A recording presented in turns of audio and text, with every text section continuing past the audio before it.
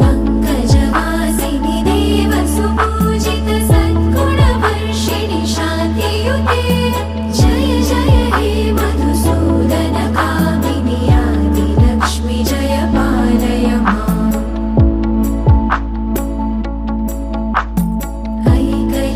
ऐकलिकल्मषनाशिनि कामिनि वैदिकरूपिणि वेदमये